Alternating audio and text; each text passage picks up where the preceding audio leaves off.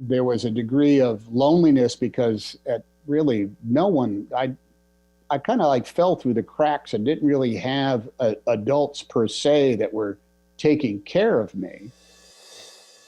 Your dad and your mom divorced when you were 5. I think you moved 10 times by Oh, a the million time you were times. 10, A 5 million. different cities. You and your 2 siblings, you and 2 of your siblings were with your dad. Your other sibling was with your mom, but that also, involved changing schools, new friends. How did all of that, you think, affect you as a kid? Well, the three of us all reacted very differently. My older brother was very shy and he didn't do well. I loved it. I kind of dug it.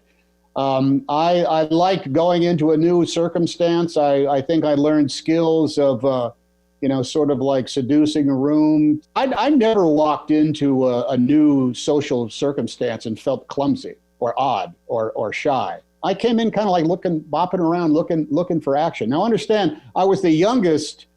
I was always the youngest in the house. And when my older sister and older brother were there, they ran the roost, and I was kind of like the mascot there. So there were sometimes maybe there was a degree of loneliness because at really no one, I kind of like fell through the cracks and didn't really have adults per se that were taking care of me.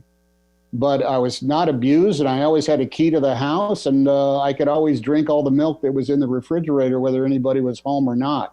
So it actually was probably the perfect, background for a guy whose job it is to put on clothes that are not his and pretend to be somebody that he's not. Why is it you still cannot eat tomato soup?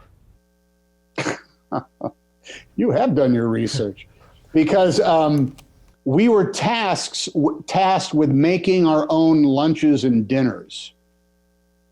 And an open can of Campbell's tomato soup on a pan on a range turned up high boils over very quickly.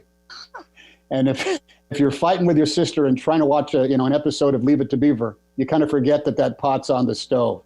And the smell of burnt tomato soup. I mean, thank God they didn't have smoke detectors in apartments back then. We would have set one off every third day. Something was burning in our kitchen. And the smell of tomato soup, and then trying to clean it off with steel wool before Dad got home. Yeah, that's a bad vibe. How often would you go to plays and movies by yourself growing up? Oh my Lord, that was great. I mean, the education I got in an audience from that place was priceless.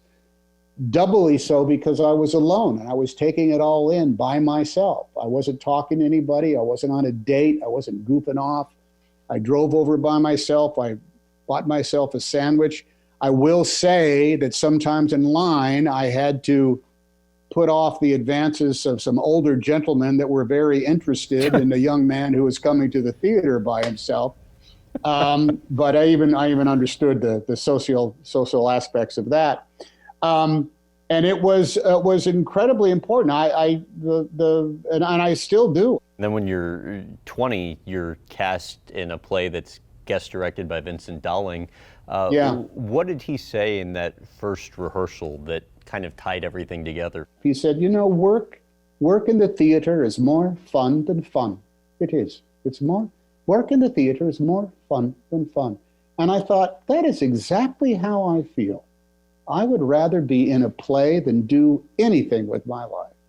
I'd rather be in a play than go skiing. I'd rather be in a play than go to a baseball game. I'd rather be in a play than go to the movies. I'd rather be doing this than anything else. So then he said, all of the great plays are about loneliness. We're all fighting. Hamlet is about loneliness. And that was, it could very well have been the same night he said, work in the theater is more fun than fun. I seem to remember it might have been.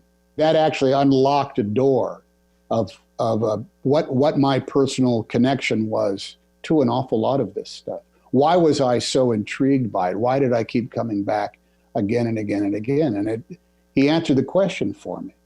It's because I was seeing people who I related to in their battle against loneliness. And I think he was right. All the great stories are still about our desire as human beings not to be alone.